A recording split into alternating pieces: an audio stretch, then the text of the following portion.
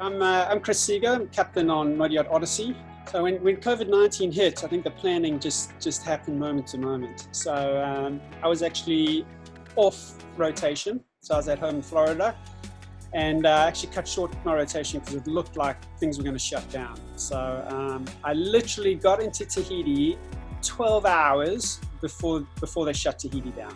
We made sure we had full fuel, full provisions, and we went on anchor and just sort of played the wait and see game, trying to figure out what was going on, and as things were changing moment to moment. We ended up in Tahanea, a very small atoll in the Tuamotu chain in Tahiti, in French Polynesia. So the reason we chose that atoll was because it was uninhabited. So there were 3 atolls we could have gone to that were uninhabited. The locals were very cautious about outsiders, foreigners, and yachts bringing the COVID into their region. So so we just chose an isolated atoll, absolutely beautiful, completely remote. We're completely self-sufficient as a mega yacht, obviously.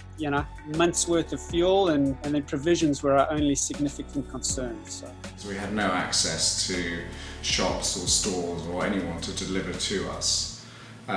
So I just wanted to make sure we could keep it, going for as long as we could.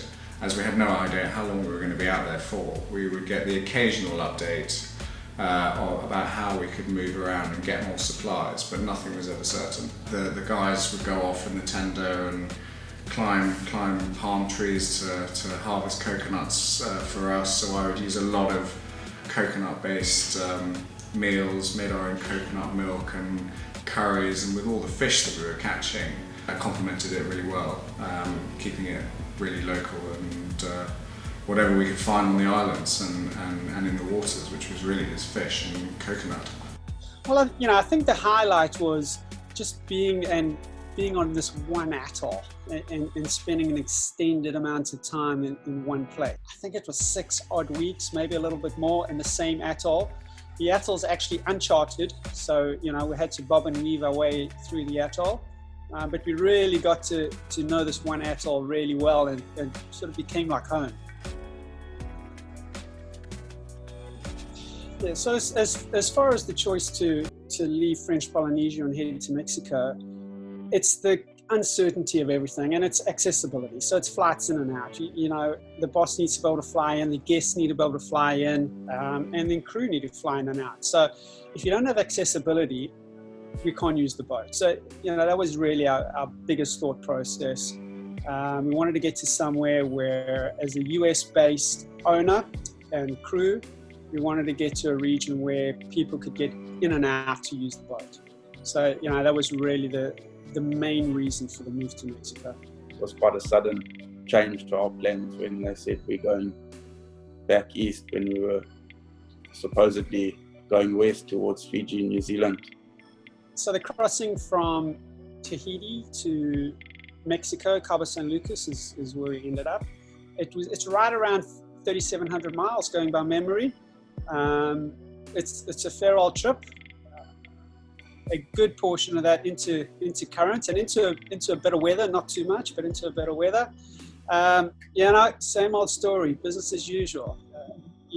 Boat did beautifully, no dramas, no breakages. Pretty easy going.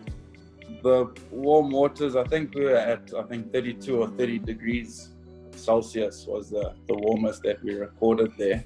The generators were running a couple degrees, 3 or 4 degrees warmer than what they usually do. So we had to keep an eye on the generators, especially in the evenings when the chef starts turning everything on in the galley and the hot water heaters are in full swing. And then the fridges and freezers on board all run off of the seawater as well. And also they ran fine. So we really didn't have any issues with the warmer water whatsoever. So as far as the fuel consumption on the crossing, from Tahiti to Mexico, we have a capacity of 64,000 litres total on board.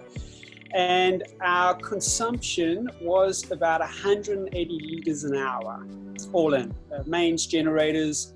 And that was giving us a cruising speed, towing a big tender of around 10 and a half knots. We had a lot of current in certain points of the trip, and then you start watching your fuel numbers a lot more closely.